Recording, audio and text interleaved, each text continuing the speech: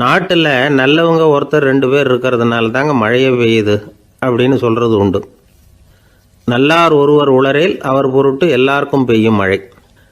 சில சமயம் ரொம்ப பேர் திடீர்னு நல்லவங்களாகிடுவாங்க போல இருக்குது. அதனால தான் விடாமல் பேய் மழையாக கொட்டி தீர்த்து விடுது. எல்லோரும் நல்லவங்களாகிட்டால் உலகமே தாங்காது போல இருக்க. அப்பப்போ ஒருத்தர் 2 பேர் நல்லவங்களாகணும். அப்போ தான் சீராக மழை பெய்யும். மாதத்துக்கு 3 பேர் நல்லவங்களானால் மாதம் மும்மாரி பொழியும். இதெல்லாம் வேடிக்கை பேச்சு. இப்போ இதெல்லாம் ஒரு பக்கம் இருக்கட்டும். இப்போ விஷயத்துக்கு வருவோம். ஒரு கும்பலில் நல்லவன் யார் அப்படிங்கிறத எப்படி கண்டுபிடிக்கிறது? இதுக்கு ஒரு வேடிக்கை கதை உண்டு. என்னுடைய நண்பர் ஒருத்தருக்கு அவங்க பாட்டியம்மா சொன்ன கதையாக அது. அது என்ன கதைன்னா, ஒரு ஊரில் ஒரு சமயம் பலமான மழை பெய்ய ஆரம்பிச்சுட்டு தான். இடி மின்னல் ரொம்ப கடுமையாக இருந்திருக்குது. ஆரம்பித்த மழை வர வர கடுமையாக ஆகிட்டு இருக்குதே தவிர நிற்கிற பாடாக தெரியல. ஊர் ஜனங்கள்லாம் பார்த்தாங்க. இதுக்கு மேலேயும் வீட்டுக்குள்ளே இருந்தால் ஆபத்துங்கிறத புரிஞ்சுக்கிட்டாங்க. ஏன்னா வீடெல்லாம் இடிஞ்சி விழுந்துருமோங்கிற பயம். உடனே எல்லாரும் புறப்பட்டு ஊருக்கு பொதுவாக இருந்த ஒரு மண்டபத்தில் போய் தங்கிக்கிட்டாங்க. மின்னல் கடுமையாக இருந்தது. இடி எந்த நேரத்துலையும் விழலாம்ங்கிற நிலைமை. எப்போ விழலாம்னு பார்த்துக்கிட்டு இருக்குது. அந்த மண்டபத்தில் இருந்த ஜனங்கள் மனசுக்குள்ளே ஒரு பயம். நம்ம கூட்டத்தில் யாராவது ஒரு கெட்டவன் பாவம் பண்ணவன் இருந்தால் கூட இடி இந்த மண்டபத்தில் விழுந்துரும்.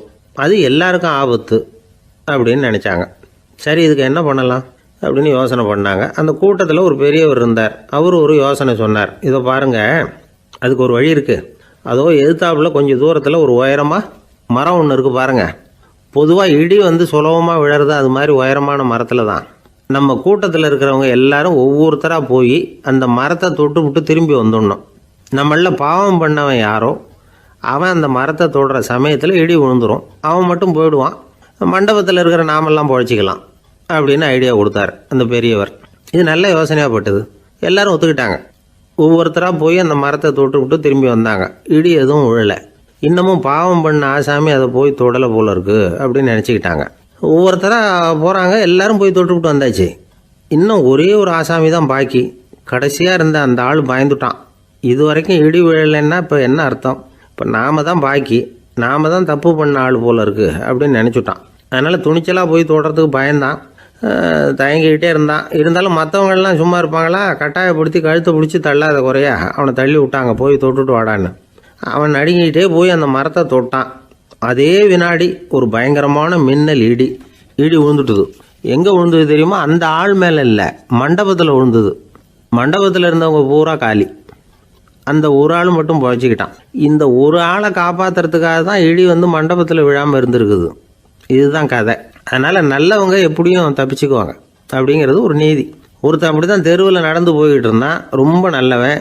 எதிரில் ஒருத்தன் சைக்கிளில் வந்துக்கிட்டு இருந்தான். அதில் மோதி இவன் கீழே விழுந்துட்டான். சைக்கிள்காரன் உடனே இறங்கி இவனை தூக்கி விட்டான். இவன் எழுந்திரிச்சு அவனை முறைச்சி பார்த்தான். அப்படி பார்க்காதீங்க சார், நீங்கள் ரொம்ப புண்ணியம் பண்ணியிருக்கீங்க. அதுதான் இப்போ சைக்கிளில் மோதிக்கிட்டீங்க அப்படின்றான். என்ன அப்படி சொல்கிறேன் நான்? இவன் 10 நிமிஷத்துக்கு முன்னாடி நான் லாரி ஓட்டிகிட்டு வந்தேன். அப்போ நீங்கள் எதிரில் வந்திருந்தீங்கன்னா என்ன ஆயிருக்கும் அப்படின்னானா அவன்.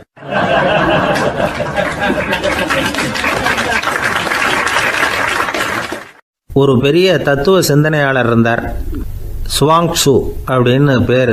அவருடைய மனைவி ஒரு நாள் திடீர்னு காலமாயிட்டாங்க. ஐயோ பாவம், அவர் ரொம்ப வருத்தப்படுவார். போய் ஆறுதலாக 4 வார்த்தை பேசிவிட்டு வரலாம் அப்படின்னு நினச்சிக்கிட்டு நிறைய பேர் அவரை தேடிட்டு வந்தாங்களாம். வந்தவங்களுக்கு ஆச்சரியம். ஏன்னா இவர் வருத்தப்பட்டுக்கிட்டு இருப்பார் அப்படின்னு தானே எதிர்பார்த்தாங்க. அப்படி இல்லை, தாளம் போட்டுக்கிட்டு உட்காந்துருக்கிறார். தாளத்துக்கு தகுந்த மாதிரி பாட்டு வேற பாடிக்கிட்டு இருக்கிறார்.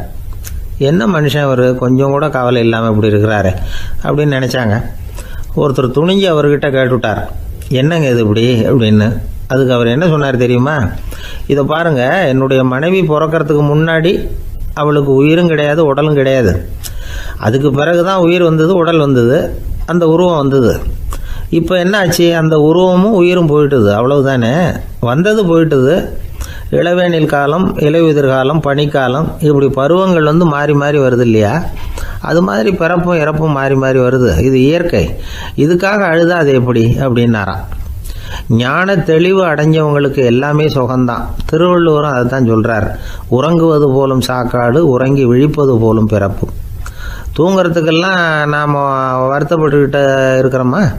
இன்றைக்கி தூங்க வேண்டியிருக்குதே, இன்னும் கொஞ்சம் நேரத்தில் நான் தூங்க வேண்டியிருக்கு அப்படின்னு சொல்லி யாராவது அழுதுகிட்டு இருப்பாங்களா?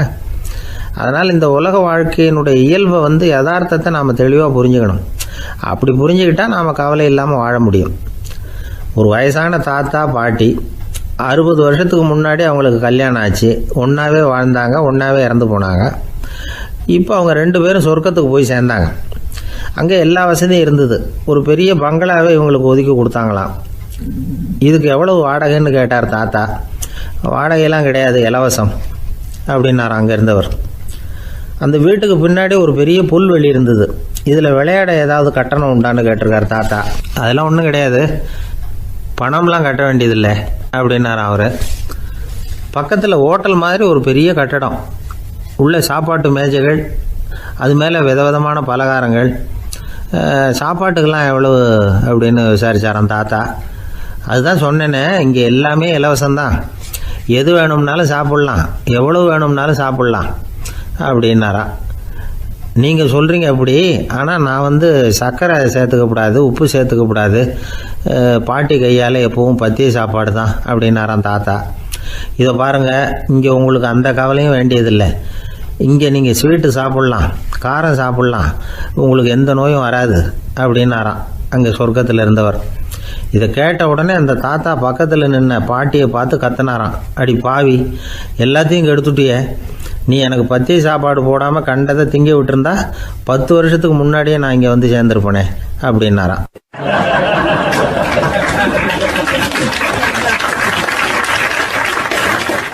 ஒரு காட்டில் ஒரு முனிவர் இருந்தார். ஒரு நாள் அவரை தேடிட்டு 4 பேர் வந்தாங்க. சுவாமி, எங்களுக்கு ரொம்ப நாளாக ஒரு சந்தேகம்னாங்க. என்னன்னு கேட்டார். இந்த உலகத்தில் எவ்வளவோ காரியங்கள் நடக்குது, எது நியாயம் எது அநியாயம் அப்படின்னு புரிஞ்சிக்க முடியலன்னாங்க. அது யாராலையும் புரிஞ்சிக்க முடியாதுன்னார் முனிவர். வந்தவங்களுக்கு ஆச்சரியமாக போச்சு, ஒரு மாதிரியாக பார்த்தாங்க. இதை முனிவர் கவனிச்சார். சரி புறப்படுங்க என்னோடன்னார். எங்கன்னு கேட்டாங்க. இப்போ உங்கள் 4 பேரையும் ஒரு புஷ்பக விமானத்தில் அழைச்சிட்டு போகிறேன். இந்த உலகத்தில் சர்வசாதாரணமாக நடக்கக்கூடிய ஒரு காட்சியை உங்களுக்கு காட்ட போகிறேன். நீங்கள் பார்க்க போகிற அந்த காட்சி நியாயமா அநியாயமா அப்படிங்கிறத என்கிட்ட சொல்லணும். நீங்கள் சரியான பதில் சொன்னால் புஷ்பக விமானத்தில் தொடர்ந்து பிரயாணம் பண்ணலாம். தவறான பதில் சொன்னால் இந்த புஷ்பக விமானம் உங்களை கீழே தள்ளி விட்டுரும் அப்படின்னார். 4 பேருக்கும் பயம்தான், இருந்தாலும் முனிவர் கூப்பிடுறாரு அப்படின்னு சொல்லி புறப்பட்டாங்க. அவங்க எல்லாரும் புறப்பட்டு ஒரு காட்டு வழியாக போய்கிட்டு இருக்கிறாங்க புஷ்பக விமானத்தில். அங்கே நடக்கிற ஒரு காட்சியை காட்டுறார் முனிவர். அதோ அங்கே பாருங்கன்னார். அந்த விமானத்தில் இருந்தபடியே எல்லாரும் கீழே குனிஞ்சு பார்க்குறாங்க. அங்கே ஒரு தாய் புலி அப்போ தான் குட்டி போட்டிருக்கு. குட்டிகளை ஈன்ற உடனே பசிக்கு இறை தேடி அந்த பக்கமாக வருது. அதே நேரம் ஒரு தாய் மான், அதுவும் அப்போ தான் குட்டி போட்டிருக்கு. அதுவும் இதே மாதிரி குட்டிகளை ஈன்ற உடனே பசிக்கு இறை தேடி அந்த பக்கமாக வருது. இப்போ அந்த புலி அந்த மானை அடித்து போட்டுவிடுது, அதுவும் சாப்பிடுது, குட்டிகளுக்கும் கொடுக்குது. இப்போ அந்த புலிக்குட்டிகள் முகத்தில் மகிழ்ச்சி, தாயை இழந்த அந்த மான் குட்டிகள் முகத்தில் துக்கம். இப்போ அந்த முனிவர் 4 பேர்கிட்டையும் கேட்குறார், நீங்கள் இங்கே பார்த்தீங்களே, இதில் எது நியாயம் எது அநியாயம் ஒவ்வொருத்தராக சொல்லுங்கள். உங்கள் பதில் சரியில்லைன்னா இந்த விமானம் உங்களை கீழே தள்ளி விட்டுரும், சொல்லுங்கள் பார்க்கலாம்னார். முதல்ல ஒருத்தன் சொன்னான், அந்த புலி செஞ்சது சரிதாங்க, அது பசிக்கு அதுதான் ஆகாரம், தன்னுடைய பசிக்கு தானே இறை தேடிக்கிட்டுது, அதில் என்ன தப்பு, அவ்வளவுதான், அதனால் புலி செஞ்சது நியாயம்தான் அப்படின்னா. அவ்வளவுதான், அந்த விமானம் அவனை அப்படியே கீழே தள்ளி விட்டுட்டுது. அதனால் அவன் கொடுத்த பதில் சரியில்லை அப்படிங்கிறது புரிஞ்சு போச்சு. இப்போ 2வது ஆள் சொன்னான், புலி செஞ்சது பாவம், அந்த தாய்மான் என்ன தப்பு பண்ணிச்சு, இப்போ அந்த குட்டிகளுக்கு யார் ஆதரவு, அதனால் புலி செஞ்சது அநியாயம் அப்படின்னா. அவ்வளவுதான், அவனையும் கீழே தள்ளி விட்டுடுது அந்த விமானம். இந்த பதிலும் சரியில்லை அப்படின்னு ஆயிட்டுது. இப்போ 3வது ஆள் வந்தான். முதல்ல 2 பேர் கீழே விழுந்ததை பார்த்துக்கிட்டு இருந்தான். அதனால் அவன் சொன்னான், ரெண்டுமே நியாயந்தாங்க, புலி இறை தேடினதும் இயற்கை, அதுக்கு மான் இறையானதும் இயற்கை, அதனால் இதில் ஒன்றும் தப்பு இல்லைன்னா. அவ்வளவுதான், அவனையும் அந்த விமானம் கீழே பிடிச்சி தள்ளி விட்டுது. இப்போ 4வது ஆள் வந்தான். முனிவர் கேட்டார், நீயாவது சொல்லுப்பா, இந்த செயலில் எது நியாயம்னார். அவன் தெளிவாக பதில் சொன்னான். அதாவது என்ன சொன்னான்னா, எனக்கு தெரியல அப்படின்னா. அவனை விமானம் கீழே தள்ளலை, சௌரியமாக அழைச்சிட்டு போட்டுது. இவனும் பிரயாணம் சௌக்கியமாக பண்ணானான். ஆக இதுதான் சரியான பதிலுங்கிறத முனிவர் உணர்த்தினார். இந்த கதையிலிருந்து நாம் புரிஞ்சுக்க வேண்டியது என்னென்னா, இந்த உலகத்தில் எவ்வளவோ காரியங்கள் நடக்குது. அதெல்லாம் ஏன் அப்படி நடக்குதுங்கிறதுக்கு எப்பேற்பட்ட பண்டிதராலும் பதில் சொல்ல முடியாது. தெரியாததை தெரியாதுன்னு ஒத்துக்கிட்டா வாழ்க்கை பிரயாணம் சுகமாக இருக்கும். அதனால் தேவையில்லாத விஷயங்களை புரிஞ்சுக்கிறதுக்கு நேரத்தை செலவு பண்ணிகிட்டு இருக்கக்கூடாது. வாழ்க்கையை குழப்பிக்கக்கூடாது. வாழ்க்கைக்கு தேவையானது என்னவோ அதை மட்டும் புரிஞ்சுக்கிட்டா போதும். இந்த காலத்து ஆள் ஒருத்தன் ஒரு பெரியவரை தேடி வந்தான். ஐயா, ஒரு சந்தேகம்னா. என்ன உன்னுடைய சந்தேகம்னார். பகுத்தறிவுன்னா என்ன, விதின்னா என்ன அப்படின்னு கேட்டான். இதுக்கு அவர், இப்போ உன்னுடைய வலது காலை தூக்குன்னார். தூக்கினான். சரி, இப்போ உன்னுடைய வலது காலை கீழே இறக்காம உன்னுடைய இடது காலையும் தூக்குன்னார். தூக்கினான். பொத்துன்னு கீழே விழுந்துட்டான். பெரியவர் சொன்னார், உன்னால் ஒரு காலை தூக்க முடிஞ்சுது, அதுதான் பகுத்தறிவு. 2 கால்களையும் ஒரே சமயத்தில் தூக்குனா அடிபடும், அப்படிங்கிறது தான் விதி அப்படின்னு விளக்கம் கொடுத்தார். இவன் தன்னுடைய விதியை நொந்துக்கிட்டே இடுப்பை பிடிச்சிக்கிட்டு அங்கேருந்து நடந்து போயிட்டானான்.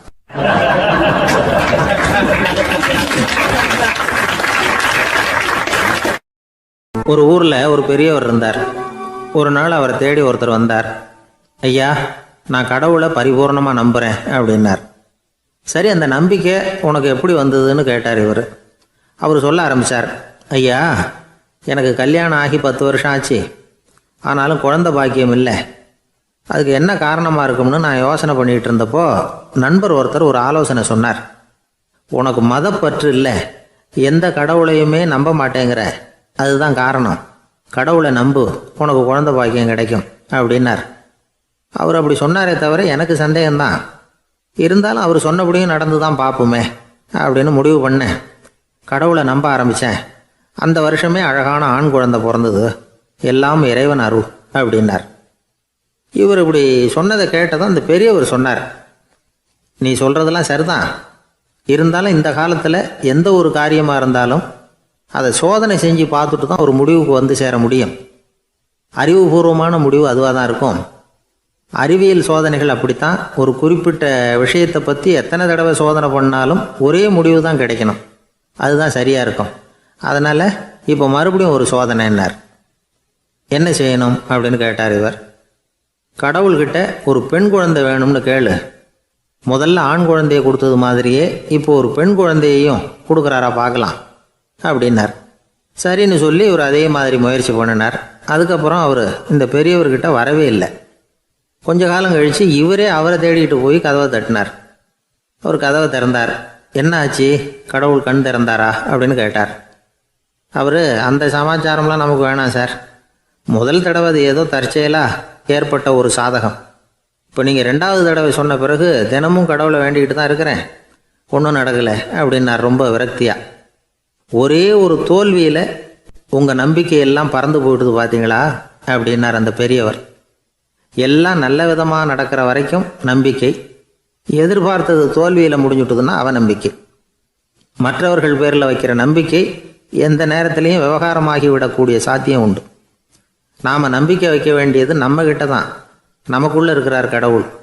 எனவே நம்ம பேரில் நாம் வைக்கிற நம்பிக்கை தான் உண்மையான கடவுள் பக்தி. நிபந்தனையற்ற நம்பிக்கையாக அது இருக்கணும். எல்லாம் நல்லபடியாக நடந்துக்கிட்டு இருந்தால் எந்த முட்டாளுக்கும் நம்பிக்கை வரத்தான் செய்யும் அப்படிங்கிறது ஒரு பெரிய ஒரு கருத்து. தியானத்தின் மூலமாக தான் உனக்குள்ள ஆழமாக தோண்டுனா உன்னுடைய அடி ஆழத்தில் நம்பிக்கை வந்து அப்படி ஊற்றெடுக்கும், அதை பார்க்க முடியும் அப்படிங்கிறது பெரியவர்கள் சிந்தனை. ஒரு குழந்தை அப்பாவை பார்த்து என்னப்பா பண்ணுறேன்னு கேட்டுதான். பிரார்த்தனை பண்ணிகிட்டு இருக்கிறேன்னாரான் அப்பா. பிரார்த்தனை பண்ணுனா என்ன கிடைக்கும் அப்படின்னு கேட்டுதான் குழந்தை. எல்லாம் கிடைக்கும் அப்படின்னாரான் அப்பா. நீ வச்சிருக்கிறிய பேனா அது கூட கிடைக்குமான்னு கேட்டுதான் குழந்தை. கிடைக்குமேன்னு இருக்கார். அப்படின்னா அந்த பேனாவை என்கிட்ட கொடுத்துரு, நீ பிரார்த்தனை பண்ணி வேற பேனா வாங்கிக்கோ அப்படின்னு தான் அந்த குழந்தை.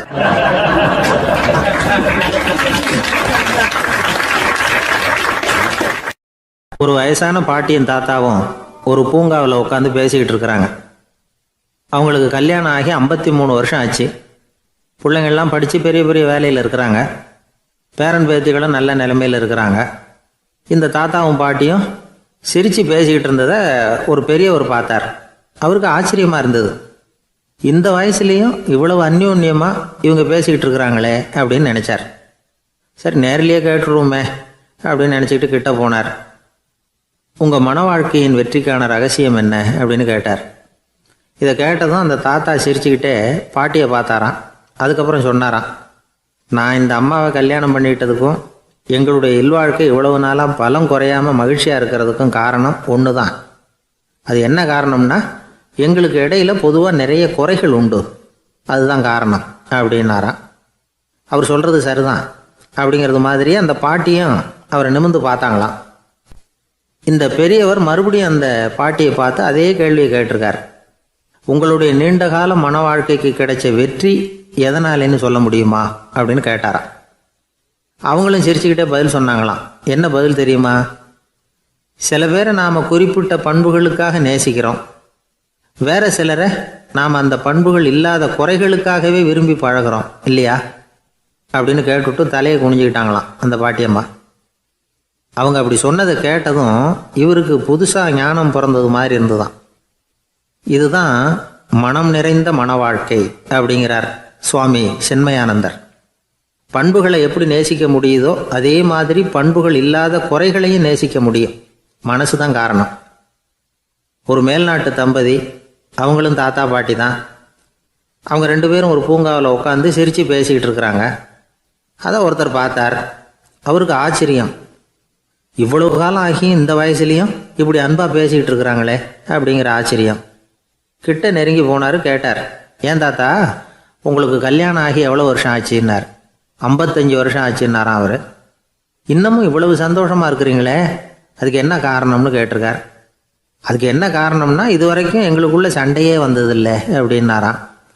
அது எப்படி முடியும்னு கேட்டிருக்கார் இவர் ஆச்சரியமா. அந்த தாத்தா சொல்ல ஆரம்பிச்சாராம், இதை பாருப்பா, எங்களுக்கு கல்யாணம் ஆன புதுசில் நானும் என்னுடைய மனைவியும் ஒரு குதிரை மேலே ஏறி ஒரு காட்டு வழியாக போய்கிட்டு இருந்தோம். கொஞ்சம் தூரம் போனதும் அந்த குதிரை எடக்கு பண்ணிச்சு. நான் உடனே கீழே இறங்கி அந்த குதிரையை பார்த்து, இது உனக்கு முதல் தடவை அப்படின்னு மிரட்டலாக சொல்லிவிட்டு ஏறி உட்காந்தேன். மறுபடியும் போனோம். கொஞ்சம் தூரம் குதிரை நல்லபடியாக நடந்து போச்சு. மறுபடியும் எடக்கு பண்ண ஆரம்பிச்சுட்டுது. நான் கீழே இறங்கினேன். கையில் இருந்த சாட்டையால் ஓங்கி ஒரு அடி கொடுத்தேன். இது உனக்கு 2வது தடவை அப்படின்னு சொல்லிவிட்டு ஏறி உட்காந்தேன். மறுபடியும் குதிரை கொஞ்சம் தூரம் நல்ல விதமாக நடந்து போச்சு. அப்புறமும் எடக்கு பண்ண ஆரம்பிச்சுட்டுது. அந்த சமயத்தில் ஒரு ஆற்று பாலத்தை கடந்து போய்கிட்டு இருக்கிறோம். நான் கீழே இறங்கினேன். என்னுடைய மனைவியையும் கீழே இறங்க சொன்னேன். அந்த குதிரையை பிடிச்சி அப்படியே ஆற்றுல தள்ளி விட்டுட்டேன். தள்ளி விட்டுட்டு, இது உனக்கு கடைசி தடவை அப்படின்னு சொன்னேன். அதை பார்த்ததும் என் மனைவி பதறி போயிட்டாங்க. போய், ஐயோ பாவம், என்ன இப்படி பண்ணிவிட்டீங்க, உங்களுக்கு மனசில் கொஞ்சம் கூட இறக்கமே இல்லையா அப்படின்னாங்க. நான் மெதுவாக இவங்க பக்கம் திரும்பி, இது உனக்கு முதல் தடவை அப்படின்னேன். அவ்வளவுதான். அன்னையிலேருந்து இன்னைய வரைக்கும் ஒரு நாள் கூட எங்களுக்குள்ள சண்டையே வந்ததில்லை அப்படின்னு விளக்கம் கொடுத்தார் அந்த தாத்தா.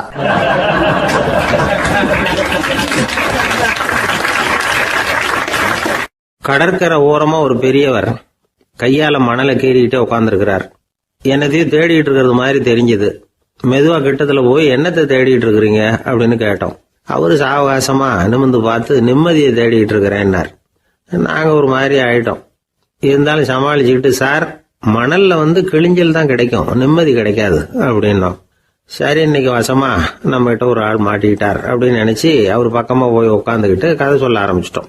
ஒரு பெரிய மன்னர் இருந்தார். அவருக்கு எல்லா வசதியும் இருந்தது. இருந்தாலும் ஒரே ஒரு குறை. அது என்னன்னா, நிம்மதி இல்லைங்கிற குறை.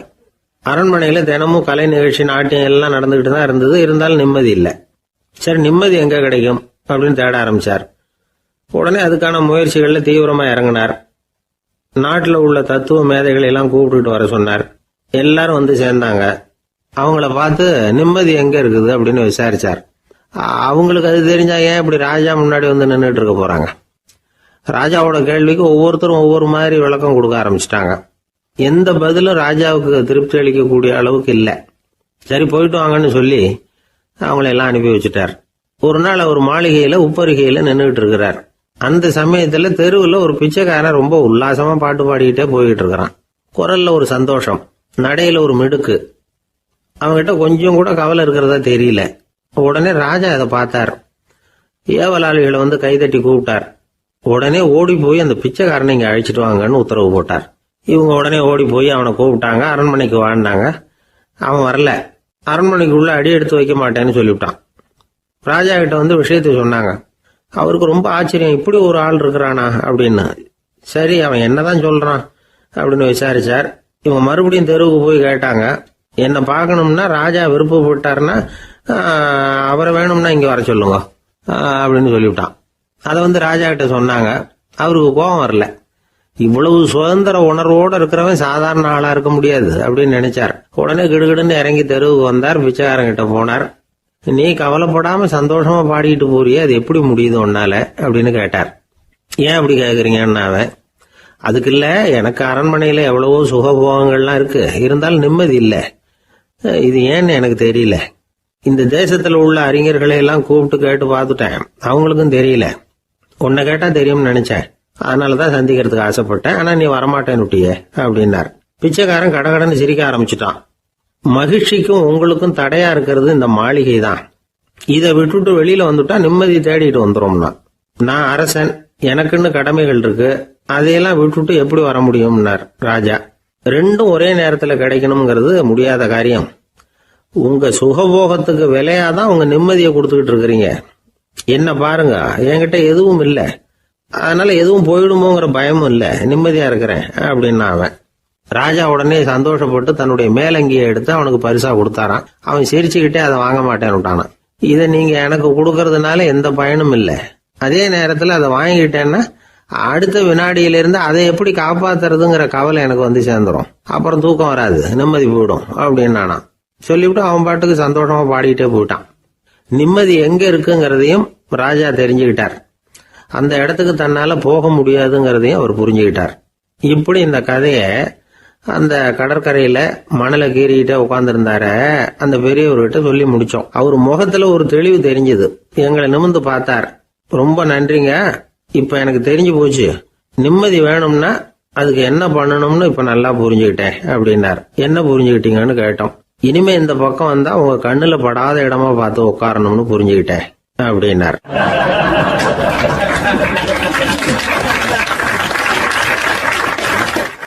ஒரு ஊர்ல ஒரு ஆள் இருந்தான், தையல் கடை வச்சிருந்தான். அவங்கிட்ட ஒருத்தன் ஒரு சட்டை துணி எடுத்து கொடுத்து தைக்க சொல்லியிருந்தான். வர்ற சனிக்கிழமை வா, வந்து வாங்கிட்டு போ அப்படின்னு அவன் சொல்லியிருந்தான். அதே மாதிரி இவன் வந்தான். அவன் தச்சு வச்சிருந்த சட்டையை கொடுத்தான். இவன் வாங்கி அங்கேயே போட்டு பார்த்தான். கை நீளம் ஒண்ணுக்கு ஒண்ணு வித்தியாசமா இருந்தது. வலது கை இடது பக்கத்தை விட நீளம் குறைச்சலா இருந்தது. அவன் முணுமுணுக்க ஆரம்பிச்சுட்டான். என்ன இது இப்படி தைச்சுட்டியேன்னு.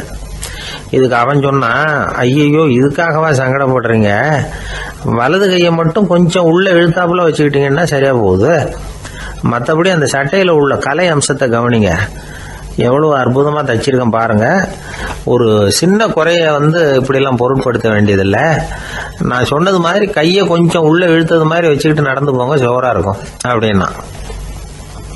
அவனும் யோசிச்சு பார்த்தான். சரியான யோசனையா தான் தோணுச்சு. கொஞ்சம் முயற்சி பண்ணி வலது கையை கொஞ்சம் உள்ள இழுத்து சட்டை சரியா இருக்கிறது மாதிரி பண்ணிட்டான். இப்போ மறுபடியும் ஒரு பிரச்சனை. வலது கையை உள்ள இழுத்த மாதிரி அப்படியே வச்சுக்கிட்டதும் முதுகு பக்கம் கொஞ்சம் துணி தளர்த்தியா தொங்குறது மாதிரி தெரிஞ்சது. என்ன இது, முதுகு பக்கம் துணி குவிஞ்சுட்டுதே, தொங்குதே அப்படின்னா மறுபடியும், அடடா இதுக்காகவா கவலைப்படுறீங்க, உடம்ப அதுக்கு தகுந்த மாதிரி கொஞ்சம் வளைச்சிக்கிட்டா சரியா போடுது, இதுக்காக அந்த அழகான தையலை பிரிச்சு அதுல உள்ள கலை அம்சத்தை கெடுக்கிறதுக்கு என் மனசு இடம் தரல, எவ்வளவுக்கு தளர்த்தியா இருக்கோ அவ்வளவுக்கு கொஞ்சம் உடம்ப வளைச்சி அப்படி குனிஞ்சது மாதிரி போங்க போதும் அப்படின்னா. அதுவும் நல்ல யோசனையா தான் பட்டுது இவனுக்கு. சரின்னு சொல்லிவிட்டு புறப்பட்டான். தெருவில் இறங்கினான். கையை கொஞ்சம் உள்ள இழுத்தான். உடம்ப கொஞ்சம் முன்னால வளைச்சான். சட்டைக்கு தகுந்த மாதிரி உடம்ப பண்ணிக்கிட்டான். மெதுவா நடந்து போறான். இப்போ எதிரில் இன்னொருத்தன் வரான். இவனை பாக்குறான். இவன் போட்டிருக்கிற சட்டையை பாக்குறான். ஆஹா அற்புதம்ங்கிறான். சும்மா சொல்லக்கூடாது, ரொம்ப நல்லா இருக்கு, நிச்சயமா இது இந்த ஊர் மேல தெருவில் இருக்கிற ஒருத்தன் இருக்கானே அவன் தச்சதா தான் இருக்கணும் அப்படின்னா. இதை கேட்டதான் அவனுக்கு ஆச்சரியம். எப்படி அவ்வளவு கரெக்டா கண்டுபிடிச்சிங்க அப்படின்னு கேட்டிருக்கான். இதுக்கு அந்த வழிபோகன்னு சொன்னானா, அவன் ரொம்ப கெட்டிக்காரன், உங்களை மாதிரி உடம்பும் கையும் வளைஞ்சு போன ஒரு ஆசாமிக்கு அவனை தவிர வேற யாராலேயும் இவ்வளவு பொருத்தமான ஒரு சட்டையை தைக்க முடியாது அப்படின்னானா. பாருங்க, அவனுக்காக இவன் அனுசரிக்க போய் இவனோட நிலைமை எப்படி ஆயிடுது பாருங்க. இதே மாதிரி தான் சில சடங்குகளும் சம்பிரதாயங்களும் நம்மளை கோமாளி ஆக்கி விட்டுரும். எதுவாக இருந்தாலும் அதில் அறிவுபூர்வமான அணுகுமுறை அவசியம். ஒரு நர்ஸ் அவசரமா ஓடி டாக்டர் கிட்ட சொல்லிச்சான், டாக்டர் ஒரு தப்பு நடந்து போச்சு, 10ஆம் நம்பர் பெட்ல இருக்கிற பேஷண்ட்டுக்கு காலில் ஆபரேஷன் பண்றதுக்கு பதிலாக கையில் ஆபரேஷன் பண்ணி விட்டீங்க. கை ஆபரேஷன் பண்ணிக்க வேண்டிய ஆள் 7ஆம் நம்பர் பெட்ல இருக்கார் அப்படின்னு தான். அதுக்கு ஒரு பதட்டப்படாம சொன்னாராம், பரவாயில்ல இவரை தூக்கி 7ஆம் நம்பர் பெட்ல போட்டுரு அப்படின்னாராம்.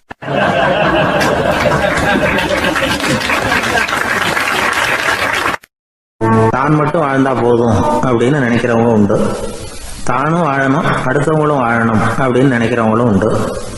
முதல்ல சொன்ன வகையை சேர்ந்த மனிதர்கள் எப்படி தெரியுமா? எப்படியாவது தான் மட்டும் வாழ்ந்தால் போதுங்கிற நினைப்பு தான் எப்பவும் அவங்களுக்கு இருக்கும். தங்களுடைய வளர்ச்சிக்கு எது தடையா இருந்தாலும் சரி, யார் தடையா இருந்தாலும் சரி, அதை அழிச்சுட்டு தான் மறுவேலை பார்ப்பாங்க. அவங்கெல்லாம் பாவ காரியங்களுக்கு தயங்குறதே இல்லை. அப்படிப்பட்ட வாழ்க்கை அவங்களுக்கே இடைஞ்சல அமைஞ்சு விடுறது உண்டு. அதை விளக்கறதுக்கு ஒரு கதையும் உண்டு. ஒரு ஊர்ல அப்படிப்பட்ட ஆள் ஒருத்தன் இருந்திருக்கான். நிறைய பாவங்களை செஞ்சவன். அதன் காரணமா நரகப்படுகொழியில விழுந்துட்டான். நரகப்படுகொழிங்கிறது ஒரு பெரிய கிணறு மாதிரி. ஏற்கனவே பாவம் செஞ்சவங்க நிறைய பேர் அதில் விழுந்து கிடக்குறாங்க. உள்ள ஏகப்பட்ட சத்தம், எல்லாம் அந்த பாவாத்மாக்கள் போடுற சத்தம். இப்போ விழுந்தானே இவனும் சத்தம் போட்டான். இவன் போடுற சத்தம் கொஞ்சம் அதிகமாக கேட்டுது. இந்த கிணத்துக்கு பக்கத்துல புத்தர் உட்கார்ந்துருக்கிறாரு. அவர் காதுல இவன் போடுற சத்தம் விழுந்தது. உடனே அந்த கிணத்தடிக்கு போனார், குனிஞ்சு பார்த்தார். சாமி என்னை காப்பாத்துங்க அப்படின்னு கத்தனா இவன். புத்தர் அவனை கொஞ்சம் கவனிச்சு பார்த்தார். மனித சமுதாயத்துக்கு அவன் என்னென்ன கெடுதல் பண்ணியிருக்கிறாங்கிற விவரம்லாம் அவர் மனக்கண்ணில் தெரிஞ்சது. அவருக்கு எல்லாம் புரிஞ்சு போச்சு. இருந்தாலும் அவனை காப்பாத்துறதுக்கு ஏதாவது வழி உண்டா அப்படின்னு யோசிச்சார். அவன் தன்னுடைய வாழ்நாளில் ஏதாவது நல்லது செஞ்சிருக்கானா அப்படின்னு பார்த்தார். ஒரே ஒரு சமயம் அவன் தன்னுடைய காலடியில மிதிபட இருந்த சிலந்தியை மிதிக்காமல் தாண்டி போயிருக்கிறான். இந்த ஒரு காரியத்துக்காக அவனை கரையேற்ற முடியுமா அப்படின்னு நினைச்சாரு. அவ்வளவுதான். உடனே அவர் கையில ஒரு சிலந்தி உட்கார்ந்துதான். அதுகிட்ட இருந்து நூல் இழை வெளிவர ஆரம்பிச்சது. அந்த நூல் இழை கிணற்று ஆழம் வரைக்கும் அப்படியே நீண்டுகிட்டே போச்சான். புத்தர் பார்த்தார்.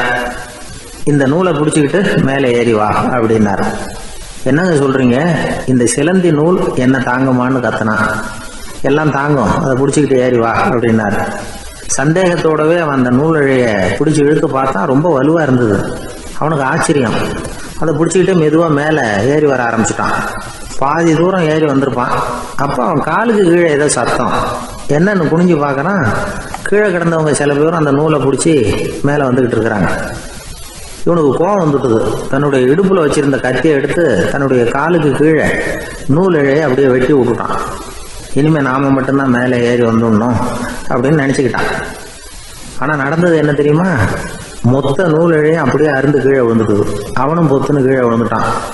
மறுபடியும் கத்த ஆரம்பிச்சுட்டான்.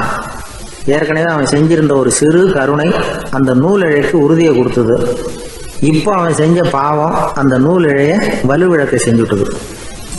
அடுத்தவங்களும் வாழணுங்கிற எண்ணம் அவனுக்கு இருந்திருந்தா இப்ப அவனும் கரையேறி வந்திருப்பான், மற்றவங்களும் சௌக்கியமா சேர்ந்திருப்பாங்க. அதனால நாமும் வாழணும், அடுத்தவங்களும் வாழணும் அப்படின்னு நினைக்கிறவன் வாழ்க்கையில சீக்கிரம் முன்னுக்கு வந்துருவான். ஒருத்தன் ஒரு டாக்டர் கிட்ட போனான், மருந்து வாங்கினான். வாங்கி கொண்டாந்து பேசாம வச்சுட்டான், சாப்பிடல.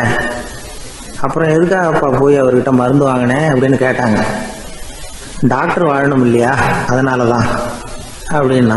அவர் கொடுத்த மருந்தை நீ ஏன் சாப்பிடல அப்புறம் அப்படின்னு கேட்டாங்க. நான் வாழணும் இல்லையா, அதுக்காக தான் அப்படின்னா.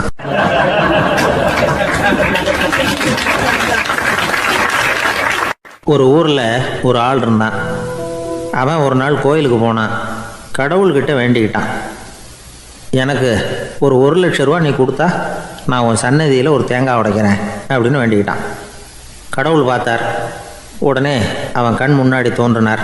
இந்தா நீ கேட்ட 1,00,000 ரூபாய் அப்படின்னு சொல்லி அவன் கையில் பணத்தை கொடுத்துட்டு மறைஞ்சிட்டார். இவனால் நம்பவே முடியல. இவ்வளவு சுலபமாக கிடைக்கும்னு தெரிஞ்சிருந்தா அனாவசியமாக ஒரு தேங்காய் உடைக்கிறேன்னு வேண்டியிருக்க வேண்டியது இல்லையே அப்படின்னு நினச்சான். இருந்தாலும் வேண்டுதலை நிறைவேற்ற வேண்டியது கடமை. அதுக்காக என்ன பண்ணால் பக்கத்தில் ஒரு கடைக்கு போனான். ஒரு தேங்காயை கையில் எடுத்தான். இது என்ன விலைன்னு கேட்டான். 5 ரூபான்னார் கடையில் இருந்தவர். அதிகமாக இருக்குதே விலைன்னா. அப்படின்னா ஒன்று செய்யுங்க, அடுத்த ஊருக்கு போங்க, அங்கே தென்னந்தோப்பு அதிகம், அதனால் அங்கே இதை விட குறைஞ்ச விலைக்கு கிடைக்கும் அப்படின்னார். சரின்னு அடுத்த ஊருக்கு கிளம்புனான். அங்கே போய் விசாரித்தான். ஒரு தேங்காய் 3 ரூபாய் விலைன்னாங்க. இதுவும் அதிகமாக தெரியுதேன்னா. அப்படின்னா ஒன்று செய்ய, அதுவும் அந்த ஆற்று ஓரமாக ஒரு தென்னை மரம் இருக்குது பார், அதில் நீயே ஏறி பறிச்சுக்கோ, ஒரு தேங்காய்க்கு 1 ரூபா கொடுத்தா போதும் அப்படின்னார் அந்த தோப்புக்கு சொந்தக்காரரு. இவனுக்கு மரம் ஏற தெரியாது, இருந்தாலும் ஆசை யாரை விட்டுது, விலை சல்லிசாக இருக்குதே. ஆற்று ஓரம் போனால் தட்டு தடுமாறி அந்த மரத்தில் ஏறினா அந்த தென்னை மரம் வளைஞ்சி ஆற்று பக்கம் போய் அப்புறம் நிமிர்ந்து இருந்தது. அதாவது மரத்தின் உச்சி சரியாக ஆற்றுக்கு நடுவில் இருந்தது. ஆற்றுல வெள்ளம் கரபுரண்டு ஓடிக்கிட்டு இருக்கு. இவன் கடவுள் கொடுத்த 1 லட்சம் ரூபாயை மடியில் வச்சு இறுக்கி கட்டிக்கிட்டான். உச்சிக்கு போய் காய் பறிக்கிற சமயத்தில் காற்றும் மழையும் பலமாக கலந்து அடிக்க ஆரம்பிச்சுட்டுது.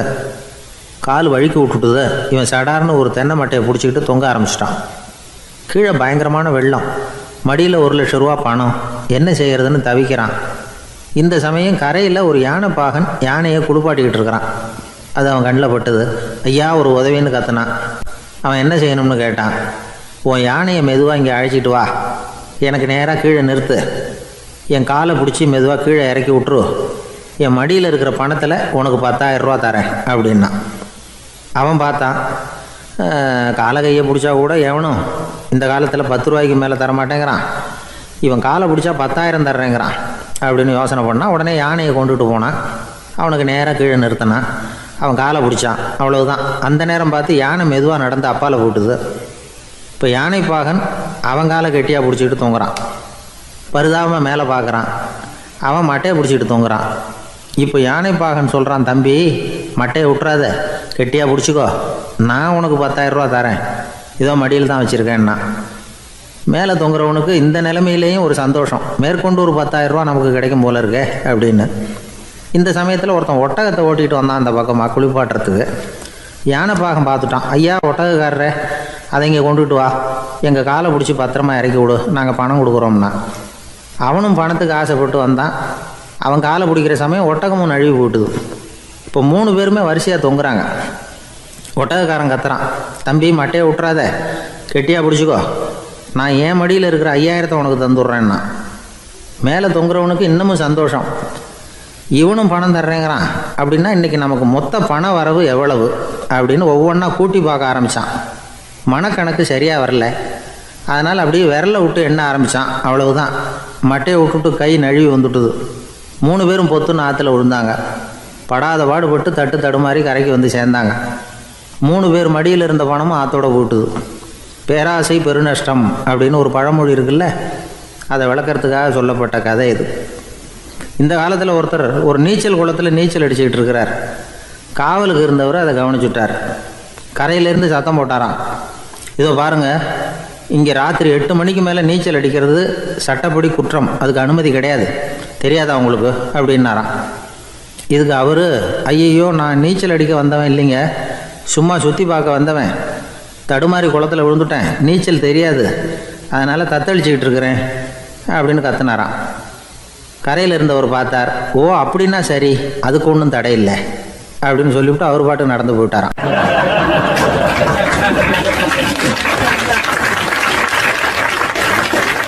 அசோக மன்னர் வந்துகிட்டு இருக்கார். அவருடைய ஆலோசகர்கள் எல்லாம் பக்கத்தில் வந்துகிட்டு இருக்கிறாங்க. அந்த சமயத்தில் எதிரில் ஒரு புத்த பிக்ஷு வர்றார். அசோகர் பார்க்குறார். ஓடி போய் அவர் காலில் விழுந்து வணங்குறார். அசோக மன்னரின் தலை அந்த புத்த துறவியின் பாதத்தில் பட்டுக்கிட்டு இருக்கு. பக்கத்தில் நின்றுக்கிட்டு இருந்த அமைச்சருக்கு இது ரொம்ப சங்கடமாக போச்சு. ரொம்ப வருத்தப்பட்டார். நம்ம அசோக சக்கரவர்த்தி எப்பேற்பட்டவர், அவரோட தலை ஒரு சன்னியாசியின் பாதத்தில் படுறதா அப்படின்னு நினச்சி ரொம்ப கவலைப்பட்டார். அரண்மனைக்கு திரும்பினதும் அமைச்சர் மெதுவாக ஆரம்பித்தார். அரசே, எனக்கு ரொம்ப வருத்தமாக இருக்குது அப்படின்னார். எதுக்குன்னார் மன்னர். அசோக சக்கரவர்த்தியின் தலை, அதாவது அந்த சிரம், ரொம்ப மதிப்புமிக்க ஒன்று, அது ஒரு சன்னியாசியின் காலில் படலாமா அப்படின்னார். அசோகர் பதில் சொல்லல, சிரிச்சார், போயிட்டார். அதுக்கப்புறம் ஒரு சரியான சந்தர்ப்பத்துக்காக காத்துக்கிட்டு இருந்தார். ஒரு நாள் அமைச்சரை கூப்பிட்டார். எனக்கு 3 தலைகள், வேணும் அப்படின்னார். சொல்லுங்க, கொண்டுகிட்டு வரேன் அப்படின்னார் அமைச்சர். அசோகர் சொன்னார், முதல்ல எனக்கு தேவையானது ஒரு ஆட்டின் தலை, ரெண்டாவது ஒரு புலியின் தலை, மூன்றாவது ஒரு மனிதனின் தலை. இதுதான் அசோகர் கேட்டது. எங்க இருந்தாலும் கொண்டு வாங்கன்னார். அமைச்சர் புறப்பட்டார். ஆட்டுத்தலை புலித்தலை கிடைச்சிட்டுது. அப்புறமா ஒரு சுடுகாட்டுக்கு போய் ஒரு மனித தலையும் சேகரம் பண்ணிட்டு ராஜா கிட்ட வந்துட்டார். அரசே, உங்கள் ஆணைப்படி 3 தலைகளையும் கொண்டு வந்திருக்கிறேன்னார். அசோகர் பார்த்தார். ரொம்ப நல்லது, இப்ப இது 3ஐயும் எடுத்துக்கிட்டு போய் சந்தையில வித்துட்டு வாங்க அப்படின்னார். அமைச்சர் அதுகளை எடுத்துக்கிட்டு சந்தைக்கு போனார். முதல்ல ஆட்டுத்தலை நல்ல விலைக்கு வித்து போச்சு. நல்ல விலை கொடுத்து வாங்கிட்டு போட்டாங்க. அடுத்தபடியா புலி தலைய ஒருத்தர் வாங்கிட்டார். அதை பாடம் பண்ணி வீட்டில் மாட்டி வைக்கலாமே அப்படின்னு நினைச்சு அதையும் வாங்கிட்டு போட்டார். மனித தலையை மட்டும் வாங்கறதுக்கு யாரும் முன் வரல. எல்லாரும் அதை பார்த்துட்டு விலைக்கு போக ஆரம்பிச்சாங்க. அமைச்சர் திரும்பி வந்தார். அரசே, இந்த தலையை மட்டும் யாரும் வாங்க மாட்டேங்கிறாங்க அப்படின்னார். சரி, பரவாயில்ல, இதை இலவசமாவே எனாமாவே யாருக்கிட்டையாவது கொடுத்துட்டு வந்துருங்க அப்படின்னார். அமைச்சர் மறுபடியும் சந்தைக்கு போனார். இதை இலவசமா தரேன், இதை வாங்கிக்கோங்க அப்படின்னார். அப்பவும் அதை யாரும் வாங்கிக்கிறதுக்கு தயாரா இல்லை. மறுபடியும் திரும்பி வந்து மன்னர்கிட்ட விவரத்தை சொன்னார். இப்போ மன்னர் சொல்றார், அமைச்சரே, உயிர் இருக்கிற வரைக்கும் தான் இந்த தலைக்கு மதிப்பு. ஜீவன் போனதுக்கு அப்புறம் அதோட மதிப்பும் போயிடுது. அதனால மதிப்பு இருக்கும் பொழுதே பெரியவர்கள் பாதம் பணிந்து அந்த புனிதத்தை பெற்றுக்கொள்ளணும் அப்படின்னார். பணிவுங்கிறது வேற, அடிமைத்தனம்ங்கிறது வேற. பெரியவர்களை பணிவது நமக்கு பெருமை தரக்கூடிய விஷயம். இதை மனசுல வச்சுக்கிட்டு எப்போ காலில் விழணும், எப்போ காலில் விழக்கூடாது அப்படிங்கிறத முடிவு பண்ணிக்கணும். ஒரு சாதாரண ஆள் நடந்து வந்துகிட்டு இருந்தார்.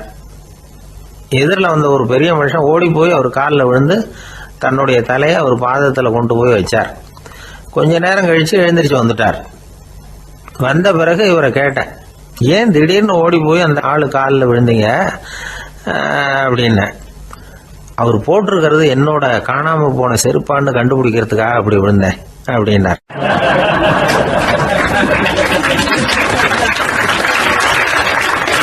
ஒரு ஊர்ல ஒரு பெரியவர் இருந்தார். அவர் ஒரு குரு. அவர் தொடர்ந்து தியான கூட்டங்கள் நடத்துவார். அந்த கூட்டத்தில் கலந்துக்கிறதுக்காக பல ஊர்கள்ல இருந்து சீடர்கள் நிறைய பேர் வருவாங்க போவாங்க. ஒரு நாள் அங்கே கூட்டம் நடந்துகிட்டு இருக்குது. அந்த சமயத்தில் சீடர்களில் ஒருத்தன் என்னத்தையும் திருடி விட்டான். மற்ற சீடர்கள் அதை கவனிச்சுட்டாங்க. இவன் ஆப்பிட்டுக்கிட்டான். கூட்டம் முடிஞ்ச பிற்பாடு இவன் திருடின விஷயத்த அந்த பெரியவர்கிட்ட போய் சொன்னாங்களாம். அவர் கவனத்துக்கு கொண்டுகிட்டு போனாங்க. ஆனால் அவர் இதை காதிலே போட்டுக்கல, கண்டுக்கவே இல்லை. போய் சொன்ன சீடர்களுக்கெல்லாம் ஏமாத்தமாக போயிட்டுது. என்ன இது, இவ்வளவு தூரம் நாம் கண்டுபிடிச்சி போய் சொல்கிறோம், அவர் கண்டுக்கவே மாட்டேங்கிறாரே அப்படின்னு ஒரு மாதிரி ஆயிட்டாங்க. இருந்தாலும் அதை பற்றி ஒன்றுமே சொல்லிக்கல, பேசாமல் இருந்துட்டாங்க. கொஞ்ச நாள் ஆச்சு. அதே ஆள் மறுபடியும் ஒரு திருட்டில் மாட்டிக்கிட்டான். சீடர்கள் மறுபடியும் அந்த குரு கிட்ட விஷயத்த சொன்னாங்க. அவர் அப்பவும் வழக்கம் போல சும்மாவே இருந்துட்டார். இவர் இப்படி இருக்கிறத பார்த்ததும் அந்த சீடர்களுக்கு கோபம் வந்துட்டுது. உடனே அந்த சீடர்கள்லாம் ஒன்று கூடி பேசினாங்களாம். எல்லாருமா சேர்ந்து ஒரு விண்ணப்பம் தயார் பண்ணாங்க. அதை குருநாதர்கிட்ட கொண்டுட்டு போய் கொடுத்தாங்க. அந்த விண்ணப்பத்தில் இவங்க என்ன எழுதியிருக்கிறாங்க தெரியுமா? குருநாதர் அவர்களே, உடனே திருடனவன் மீது சட்ட நடவடிக்கை எடுக்கணும். நீங்கள் அப்படி அவனை இங்கே சேர்க்கக்கூடாது. நீங்கள் சேர்த்தீங்கன்னா நாங்கள் இங்கே இருக்கிறத பற்றி யோசிக்க ஆரம்பிச்சிருவோம். அவனை இந்த மடத்தை விட்டே துரத்தி பண்ணணும். நீங்கள் அவனை வெளியில் அனுப்புங்க, இல்லைன்னா நாங்கள் அத்தனை பேரும் வெளியில் போயிடுறோம். இப்படி தான் அந்த விண்ணப்பத்தில் எழுதியிருக்கிறாங்க. குரு அந்த விண்ணப்பத்தை வாங்கி படித்து பார்த்தார். அதுக்கப்புறம் அதை எழுதின அத்தனை பேரையும் கூப்பிட்டாரு. எல்லாரும் இப்படி வாங்கன்னாரு. வந்தாங்க. இப்படி என் எதிரில் உட்காருங்கன்னார். உட்காந்தாங்க. அப்புறம் சொன்னார், இதை பாருப்பா, நீங்கள் எல்லாரும் புத்திசாலிகள். உங்களுக்கு எது நல்லது எது கெட்டதுங்கிறது நல்லா தெரியும். நீங்கள் மேற்கொண்டு ஏதாவது படிக்கணும்னு நினச்சா வேறு எங்கே வேணும்னாலும் போகலாம். அதுக்கு நான் தடை சொல்ல மாட்டேன். ஆனால் உங்களால் குற்றம் சாட்டப்பட்ட அவன் இருக்கானே, அவன் எப்படின்னா அவனுக்கு எது நல்லது எது கெட்டதுங்கிறதெல்லாம் தெரியாது. அதனால தான் திருடுறான். நீங்கள் சொல்கிறது மாதிரி அவனை அடித்து துரத்தி விடுறோம்னு வச்சுக்கோங்க, அவனுக்கு எப்படி நல்லது கெட்டது தெரியும்? அவனுக்கு அதை யார் சொல்லி கொடுக்கறது? அதனால் இங்கேயே இருக்கட்டும், அதுதான் சரி. இதுக்காக நீங்கள் எல்லாரும் என்னை விட்டுட்டு போனாலும் சரி, அவனை நான் விரட்ட மாட்டேன் அப்படின்னு விட்டாரான். இவ்வளவையும் திருடன் அந்த சீடன் கேட்டுக்கிட்டே இருந்திருக்கான். அவன் கண்களில் கண்ணீர். அப்படியே எழுந்திரிச்சு வந்தான். குரு காலில் விழுந்தான். அவன் கண்ணீரில் அவனது தீமை கழுவப்பட்டது அப்படிம்பாங்க. அதாவது சீடர்களுக்கு அந்த குருவோட பெருமை அப்போ தான் புரிஞ்சுதான். ஒரு நல்ல ஆசிரியர் இருக்காருன்னு வச்சுங்க, நல்லா படிக்கிற பையனுக்கு தான் பாடம் சொல்லி கொடுப்பேன்னா அது என்ன பெரிய விஷயமா? மோசமாக படிக்கிறவனையும் மாற்றி காட்டுறேங்கிறது தான் பெருமை. இந்த காலத்து குரு ஒருத்தர் ஒரு ஆசிரமம் வச்சு நடத்திட்டு வந்தார். நிறைய பேர் தினம் வருவாங்க போவாங்க. ஒரு நாள் ஒருத்தன் வந்தான். அந்த குரு முன்னாடி போய் நின்னான். ஐயா, என்ன உங்கள் சீடனாக ஏற்றுக்கணும்னா. அந்த குரு நிமிர்ந்து பார்த்தார். உன்னுடைய நோக்கம் என்னன்னு கேட்டார். ஐயா, உங்ககிட்ட கொஞ்ச நாள் இருந்தேன்னா நல்ல பழக்க வழக்கங்களை கற்றுக்கலாம், அதுக்கப்புறம் வெளியில் போய் ஒரு நல்ல தொழில் தொடங்கி வாழ்க்கையில் முன்னுக்கு வரணுங்கிறது தான் என்னோட நோக்கம் அப்படின்னா. நீ சொல்கிறது சரி, ஆனால் உன்னால் இங்கே நல்ல பழக்க வழக்கங்களை கற்றுக்க முடியலேன்னு வச்சுக்கோ, அப்போ என்ன பண்ணுவேன் அப்படின்னு கேட்டார் அவர். அப்படி ஆச்சுன்னா என்ன, உங்களை மாதிரியே ஒரு ஆசிரமம் ஆரம்பித்து அதுக்கு குருவாக இருந்துட்டு போகிறேன் அப்படின்னு நானும்.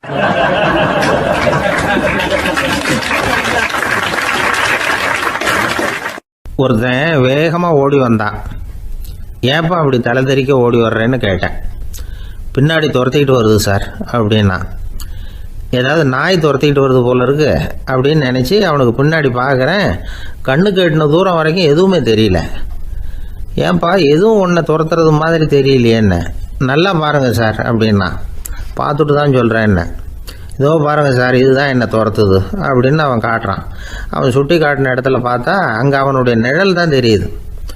என்னப்பா சொல்கிற அப்படின்னு சொல்லி அவனை சந்தேகமாக பார்த்தேன். அதுக்கப்புறம் தான் அவன் விவரமாக பேசினான். சார், எனக்கு என் நிழலை கண்டா பிடிக்கிறதில்ல. எப்போ பார்த்தாலும் இது என்னையே பின்தொடர்ந்து வந்துக்கிட்டு இருக்குது. இதை என்னால் சகிக்கவே முடியல. இதை என்கிட்டேருந்து பிரிக்கிறதுக்கு எவ்வளவோ முயற்சிகள்லாம் பண்ணி பார்த்துட்டேன், முடியலன்னா. அப்படி என்னென்ன முயற்சிகள் பண்ணினேன் அப்படின்னு கேட்டேன். அவன் என்னென்ன செஞ்சாங்கிறத விவரமாக சொன்னான். அவன் என்ன பண்ணியிருக்கிறான், ஒரு பெரிய குழியை தோண்டி அதில் தன்னுடைய நிழலை புதைச்சிருவோம் அப்படின்னு முடிவு பண்ணிட்டு மண்வெட்டி எடுத்துக்கிட்டு தோட்டத்து பக்கம் போயிருக்கான். ஆழமாக ஒரு குழியை தோண்டியிருக்கான். குனிஞ்சு பார்க்குறான். அந்த குழிக்குள்ளே தன்னுடைய நிழல் தெரியுது. ஆஹா, இதுதான் சமயம், நிழல் இப்போ குழிக்குள்ளே இருக்குது, மண்ணை போட்டு மூடி விடலாம் அப்படின்னு நினச்சிக்கிட்டு கொஞ்சம் மண்ணை அள்ளி போட்டான். பார்த்தா இப்போ அந்த நிழல் அந்த மண்ணுக்கு மேலே வந்து நிற்கிது. இது ஏதுடா வம்பா போச்சு அப்படின்னு அவசரமாக மண்ணை வாரி போட்டு மூடி பார்க்குறான். குழி பூராவும் மூடி விட்டு பார்க்குறான். மறுபடியும் நிழல் மேலே வந்து உட்காந்துக்கிட்டு இருக்குது. சரி, இதை குழியில் புதைக்க முடியாது அப்படின்னு முடிவு பண்ணிட்டு இதை இங்கேயே இப்படியே விட்டுட்டு ஒரே ஓட்டமாக ஓடி போடுவோம் அப்படின்னு நினச்சி எடுத்தான் ஓட்டம். அது காலை நேரம். இவன் மேற்க நோக்கி ஓடிக்கிட்டு இருக்கிறான். ஓடி ஓடி பார்க்குறான், நிழல் இவனை விட வேகமாக இவனுக்கு முன்னாடி ஓடிக்கிட்டு இருக்கு. சரி, திரும்பி ஓடி பார்ப்போம் அப்படின்னு நினச்சிக்கிட்டு அப்படியே சடார்னு திரும்பி ஓட ஆரம்பித்தான். பார்த்தான், அப்பாடா நிழலை காணலை. கொஞ்சம் தூரம் ஓடி ஒரு இடத்துல நின்று அப்படியே சாவகாசமாக திரும்பி பார்க்குறான். பின்னாடி நின்றுக்கிட்டு இருக்குது நிழல். இப்படி ஓடி வந்து தான் இங்கே நம்ம முன்னாடி நின்று தன்னுடைய அவஸ்தையை சொல்லிக்கிட்டு இருக்கிறான். இந்த நிழலை துரத்துறது அல்லது வெட்டி விடுறது, இதுக்கு ஏதாவது வழி இருக்கா சொல்லுங்கள் சார் அப்படிங்கிறான். நமக்கு ஒன்றும் புரியல. அந்த நேரம் பார்த்து ஒரு பெரியவர் வந்தார். அவர்கிட்ட யோசனை கேட்டோம், என்ன செய்யலாம்னு. அவர் சொன்னார், இந்த பாருப்பா, நீ அங்கேயும் எங்கேயும் ஓடாத, அப்படியே கீழே படுத்துக்கொண்டார். அது நல்ல உச்சி வேலை. அவன் அப்படியே கீழே படுத்துக்கிட்டான். இப்போ அப்படி இப்படின்னு திரும்பி பார்க்குறான், நிழலை காணலை. அவன் இப்போ தான் நிம்மதியாக இருந்தான். இப்போ அந்த பெரியவர் சொன்னார், எல்லா மனிதர்களுமே இப்படி தான் ஓடிக்கிட்டு இருக்கிறாங்க. நான் எனது அப்படிங்கிற ஆணவம் தான் அவங்கள துரத்திக்கிட்டு இருக்கு. அதை விட்டுட்டு ஓடணும்னு நினச்சாலும் அது முன்னாடி வந்து நிற்கிது. பரம்பொருளை நோக்கி ஓடுறப்போ இந்த ஆணவம் பின்னாடி வந்து விடுது. பரிபூர்ண சரணாகதிங்கிற நிலையில் அது முழுசுமாக மறைஞ்சு விடுது. தன்னை உணர்கிற வேலை அது. அந்த நேரம் மனிதனுக்கு விடுதலை உணர்வு ஏற்படுகிற நேரம் அது. அப்படிப்பட்ட சுதந்திர மனிதர்களாக எல்லாரும் மாறி போயிட்டாங்கன்னா இந்த உலகமே இன்பமயம் அப்படின்னு ஒரு விளக்கம் கொடுத்தார் பெரியவர். நம்மால் ஒருத்தர் வேகமாக ஓடி வந்துக்கிட்டு இருந்தான். ஏன்டா அப்படி ஓடி வர்ற அப்படின்னு கேட்டார் எதிரில் வந்தவர். ஆசை துரத்துது, அதுதான் ஓடி வர்றேன்னா. உனக்கு என்ன ஆசைன்னு கேட்டார். எனக்கு ஒன்றும் ஆசை இல்லைங்க, என்னை எப்படியாவது பிடிச்சுடணும்னு போலீஸ்காரங்களுக்கு ஆசை. அந்த ஆசை இப்போ என்னை துரத்தி பின்னாடி வந்துக்கிட்டு இருக்குது. அதுதான் தப்பிச்சு வந்துக்கிட்டு இருக்கிறேன். குறுக்க நிற்காதீங்க சார், வழியை விடுங்க அப்படின்னு சொல்லிவிட்டு வேகமாக ஓடி மறைஞ்சான்.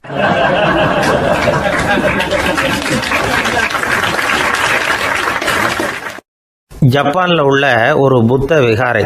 அங்கே ஒரு வயசான பௌத்த குரு தங்கியிருக்கிறார். ஒரு நாள் ராத்திரி கடுமையான குளிர், அவரால் தாங்க முடியல. பார்த்தார், மரத்தில் செஞ்ச புத்த சிற்பங்கள் அங்கே நிறைய இருந்தது. அதில் ஒன்றை எடுத்து அதுக்கு தீ மூட்டி அந்த நெருப்பில் குளிர் காஞ்சிக்கிட்டு இருக்கிறார். மர சிற்பம் தீ வச்சதும் படபடன்னு வெடிக்க ஆரம்பிச்சுட்டுது. அந்த சத்தத்தை கேட்டதும் அந்த புத்த விகாரையின் குருக்கள் வெளியில் ஓடி வந்தார். இவர் ஆனந்தமாக குளிர் காஞ்சிக்கிட்டு இருக்கிறார். அவரால் பொறுத்துக்க முடியல. தெருவில் தெரிஞ்சுக்கிட்டு இருந்த அந்த பெரியவரை இங்கே தங்க அனுமதித்ததே அவர் தான். இவர் இப்படி பண்ணுறாருன்னு நினச்சிக்கிட்டே அவரை கோபமாக பார்த்தார். ஏன் இப்படி கோபமாக பார்க்குறீங்க, இப்படி வந்து உட்காருங்க அப்படிங்கிறாரு இவர். அவருக்கு இன்னமும் கோபம் வந்துட்டுது. எங்கள் கடவுளை வந்து எரிச்சுட்டீங்களே அப்படின்னு சத்தம் போட்டாராம்.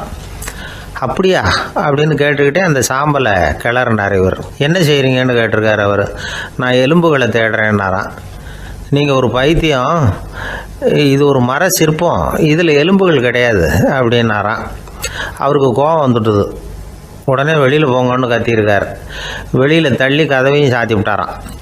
மறுநாள் காலையில் கதவை திறந்து பார்த்தா அந்த வயசான பெரியவர் ஒரு மயில்கல் மேலே சில காட்டு பூக்களை வச்சு புத்தம் சரணம் கச்சாமின்னு சொல்லிக்கிட்டே இருக்கிறார். இவருக்கு சந்தேகமாக போட்டுது. கிட்ட போனார். என்ன செஞ்சுக்கிட்டு இருக்கீங்கன்னு கேட்டார்.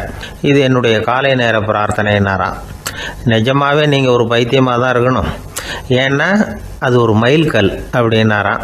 இப்போ அந்த பெரியவர் சொன்னாராம், நீங்கள் ஒரு மரத்தை புத்தராக நினைக்கும் பொழுது நான் ஏன் ஒரு மயில்கல்ல புத்தராக நினைக்கக்கூடாது?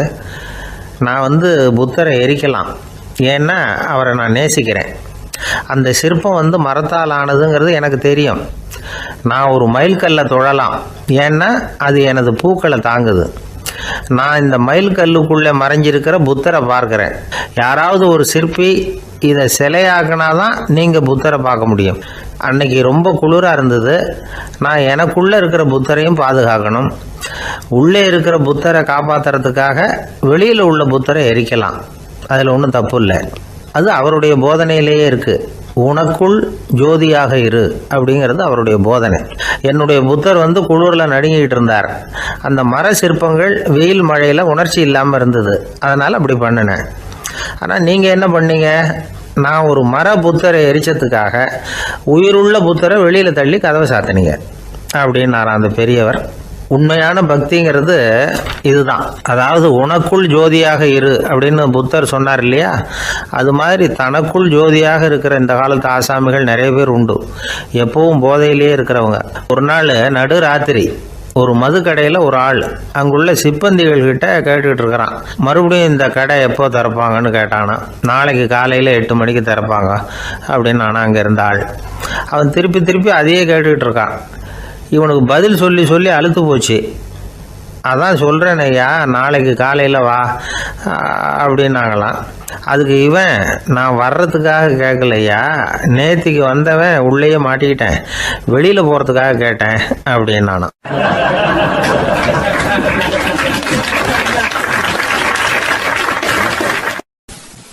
ஒரு ஏரி ஓரமாக 2 பசங்க நடந்து போய்கிட்டு இருக்கிறாங்க.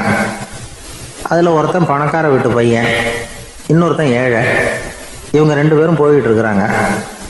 வழியில் ஒரு இடத்துல ஒரு ஜோடி செருப்பு இவங்க கண்ணில் படுது. ஒரு விவசாயி அந்த செருப்பை அங்கே விட்டுட்டு பக்கத்தில் இருந்த ஏரியில் கை காலை கழுவிட்டு இருக்கிறார். உடனே அந்த பணக்கார பையனுக்கு ஒரு ஐடியா. அவன் சொன்னானா, டேய் இப்போ ஒரு வேடிக்கை செய்யலாம், அந்த செருப்பு 2ஐயும் தூக்கி எட்டத்தில் வீசி எரிஞ்சிருவோம். அந்த ஆள் வந்து பார்த்துட்டு செருப்பை தேடி அல்லாடுவான், அங்கேயும் இங்கேயும் ஓடுவான், திருன்னு முழிப்பான். அதை பார்த்து நாம் ரசிக்கலாம், நல்ல தமாஷா இருக்கும் அப்படின்ட்டுருக்கான். இப்படி சொல்லிவிட்டு அந்த செருப்புகளை தூக்கிறதுக்கு போனானா. கொஞ்சம் பொறு அப்படின்னானா அந்த ஏழை பையன். ஏன்னு கேட்டிருக்கான் அவன். இப்போ அந்த ஏழை பையன் சொன்னானா, நீ சொல்கிறது ஒன்றும் வேடிக்கை கிடையாது. உன்னோட செருப்பு தொலைஞ்சா உன் அப்பா உடனே உனக்கு வேறு செருப்பு வாங்கி கொடுத்துருவார். ஆனால் அந்த ஆளுக்கு இந்த செருப்பு தொலைஞ்சதுன்னா வேறு புதுசாக வாங்கிறதுக்கு வாயையும் வயத்தையும் கட்டி பணத்தை சேர்க்க வேண்டியிருக்கும். அதனால் நான் ஒரு வேடிக்கை சொல்கிறேன், அது மாதிரி செய், அது இன்னமும் தமாஷா இருக்கும் அப்படின்னானா. எப்படி அது சொல்லுன்றிருக்கான் அவன். செருப்பு 2ம் அது இருக்கிற இடத்துலையே இருக்கட்டும். உன் சட்டப்பையிலிருந்து ஒரே ஒரு ரூபாய் நாணயத்தை எடு, அதை அந்த செருப்பு மேலே அதோட குதிகால் பகுதியில் வச்சுட்டு நாம் 2 பேரும் அந்த மரத்துக்கு பின்னாடி ஓடி போய் மறைஞ்சு நின்றுக்குவோம். அப்புறம் பாரு வேடிக்கை அப்படின்னா. அதே மாதிரி 1 ரூபா காசு செருப்பு மேலே வச்சுட்டு இவங்க 2 பேரும் மறைஞ்சு நின்றுக்கிட்டாங்க. கொஞ்ச நேரத்தில் அந்த விவசாயி வந்தார். காலில் உள்ள மண்ணை தட்டி விட்டு செருப்பை மாட்டுறதுக்காக போனார். அங்கேருந்து காசு கண்ணில் போட்டுவிட்டது. அவருக்கு ஆச்சரியமாக போச்சு. அதை கையில் எடுத்து பார்க்குறார். 4 பக்கமும் திரும்பி திரும்பி பார்க்குறார், யார் இதை வச்சுருப்பான்னு. கடைசியில் ஆகாயத்தை பார்க்குறார். ஆண்டவா, இது உன்னோட கருணை தான். நீ தான் யாரோ புண்ணியவான் மனசில் தர்மம் பண்ணுற எண்ணத்தை உண்டாக்கி இருக்கிற. அந்த புண்ணியவான் நல்லா இருக்கணும் அப்படின்னு வாழ்த்தி அந்த காசை கண்ணில் ஊற்றிக்கிட்டாரான். மறைஞ்சிருந்து பார்த்துக்கிட்டு இருந்த ஏழை பையன் இப்படி சொன்னான், பாத்தியா, உன்னை புண்ணியவான்னு வாழ்த்திக்கிட்டு போகிறார் அந்த ஆள். அவருக்கும் சந்தோஷம், அதை பார்த்து நமக்கும் சந்தோஷம். உனக்கு 1 ரூபாங்கிறது ஒரு பெரிய விஷயம் இல்லை, ஆனால் அதனால் நமக்கு கிடைச்சிருக்கிற மகிழ்ச்சி ரொம்ப உயர்வானது அப்படின்னு நானும். வேடிக்கையும் கிண்டலும் இது மாதிரி அடுத்தவங்களுக்கு இடைஞ்சலாக இல்லாமல் இருக்கணும் அப்படிங்கிறார் கலைவாணர். ஆனால் பாருங்கள், அவருக்கே இடைஞ்சலாக வர்ற விஷயங்களை கூட அவர் வேடிக்கையாக தான் எடுத்துக்கிட்டாராம். ஒரு தடவை ஒருத்தர் கலைவாணர்கிட்ட வந்து, ஐயா, என் குழந்தை செத்து போச்சு அப்படின்னு சொல்லி அழுதாராம். உடனே இவர் அவருக்கு 100 ரூபா பணத்தை கொடுத்து, இந்தாங்க அடக்கம் செய்யுங்க அப்படின்னு சொல்லி அனுப்பி வச்சாராம். 1 வருஷம் கழித்து மறுபடியும் அதே ஆள் வந்திருக்கார். இவர் மறந்துருப்பாருங்கிற நினைப்புல, அண்ணே என் குழந்தை இறந்து போச்சுண்ணே அப்படின்னாராம். இவர் மறுபடியும் 100 ரூபா கொடுத்து ஆறுதல் சொல்லி அனுப்பி வச்சாராம். 7-8 மாதம் கழித்து மறுபடியும் அதே ஆள் வந்திருக்கார். அவர் வாயை திறக்கிறதுக்கு முன்னாடியே இவர் 100 ரூபாய் அவர் கையில் வச்சு, போன 2 தடவை தான் குழந்தை செத்து போச்சு, இந்த தடவையாவது அதை சாகாமல் காப்பாற்றி விடு அப்படின்னு சொல்லி அனுப்பி வச்சாரா.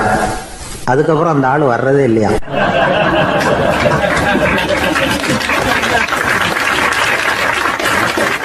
எனக்கு தெரிஞ்ச ஒருத்தர் இருக்கார். அவர் ஒரு பெரிய காவல்துறை அதிகாரி, ரொம்ப கண்டிப்பானவர். அவரை கண்டாவே எல்லாரும் பயப்படுவாங்க. அப்படிப்பட்டவர் வீட்டுக்கு போனால் அப்படியே அடியோடு மாறிடுவார். அங்கே போய் பார்த்தீங்கன்னா குழந்தையாக அவர் விளையாடிக்கிட்டு இருப்பார். அலுவலக சமயத்தில் பார்த்தீங்கன்னா குதிரை முதுகில் அவர் உட்காந்துருப்பார். வீட்டில் பார்த்தீங்கன்னா அவர் முதுகில் குழந்தை உட்காந்துருக்கும். அவர் குதிரை மாதிரி போயிட்டு இருப்பார். இது எப்படிங்க முடியுது உங்களால் அப்படின்னு கேட்டாங்க. அது ஒன்றும் இல்லை, இங்கே வீட்டுக்கு வந்த உடனே என்னோட மனசை தனியாக எடுத்து வச்சுருவேன் அப்படின்னார்.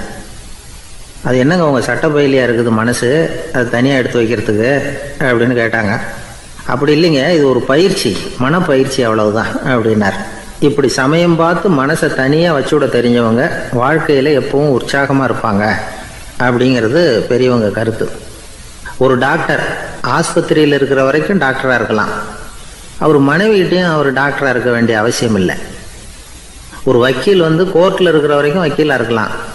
வீட்டுக்கு வந்ததுக்கு அப்புறமும் வக்கீலாக இருக்க வேண்டிய அவசியம் கிடையாது. வீட்டில் குழந்தைகள்கிட்ட விளையாடும் பொழுதும் அதுகள்கிட்ட ஃபீஸு கேட்டுக்கிட்டு இருக்கக்கூடாது.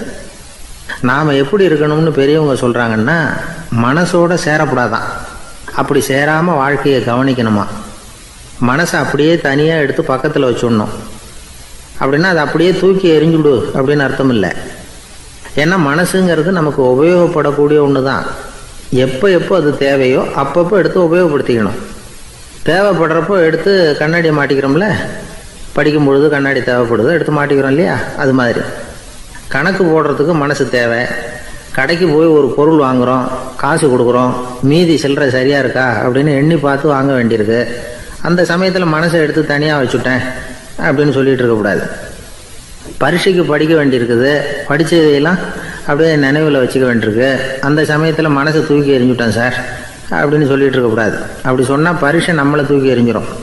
அதனால் தேவைப்படுறப்போ மனசை உபயோகப்படுத்தணும், தேவையில்லாதப்போ அது தனியாக ஓய்வு எடுத்துக்க விட்டுடணும். இப்படி நாம் பழக்கப்படுத்திக்கிட்டா வாழ்க்கைங்கிறது நமக்கு புதுசாக தெரியுமா. மனசுக்கும் ஒரு சக்தி கிடைக்கும்.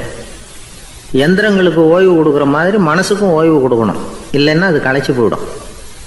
குழந்தைகள் மனசை சுமந்துக்கிட்டு இருக்கிறது இல்லை. இது முதியவர்கள் குழந்தைகள்கிட்டேருந்து கற்றுக்க வேண்டிய ஒரு பாடம். ஆனாலும் இந்த கால குழந்தைகள்கிட்ட ரொம்ப எச்சரிக்கையாக இருக்க வேண்டியிருக்கு. ஒரு தாத்தாவும் பேரனும் விளையாடிக்கிட்டு இருக்கிறாங்க. தாத்தா, எனக்கு சைக்கிள் ஓட்ட கற்றுக் கொடு அப்படிங்கிறான் பேரன். சைக்கிள் உயரம் கூட இல்லை, அதுக்குள்ளே சைக்கிள் ஓட்டணுமா